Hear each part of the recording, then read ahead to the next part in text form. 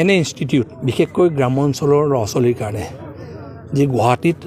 10,000 20,000 টকা মাহত খৰচ কৰি যোনে কোচিং কৰিব নোৱাৰে প্ৰতিভা বহুত আছে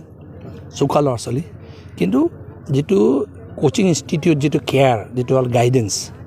গাইড এটা প্ৰয়োজন সেই প্ৰয়োজনটো গুৱাহাটীত পইচা নহ'লে নোৱাৰি কিন্তু এতিয়া ইয়াত যেতিয়া হ'ব নিজৰ চোতালতে ধেমাজি লখিমপুৰ মাজুলী উজনি অসমৰ বহুত ল'ৰা ছোৱালী নিজৰ চোতালতে এই কেয়াৰটো পাব কম্পিটিশ্যন হ'ব কম খৰচত পাব আৰু ইয়াতে থাকি মেলি পাৰিব চ' এইকাৰণে মই ভাবোঁ এইটো খুব ডাঙৰ এটা ইনিচিয়েটিভ আৰু এই ইনিচিয়েটিভৰ পাৰ্ট হিচাপে আমাৰ জ্যেষ্ঠ নাগৰিক গোৱাংশৰ জ্যেষ্ঠ প্ৰতিষ্ঠিত নাগৰিক ৰঞ্জিত গগৈ ডাঙৰীয়া জড়িত সকলোকে মই এই পৰিয়ালৰ লগত জড়িত কম্পিটিশ্যন কেয়াৰৰ পৰিয়ালৰ লগত জড়িত সকলোকে মই শুভেচ্ছা আগবঢ়ালোঁ আৰু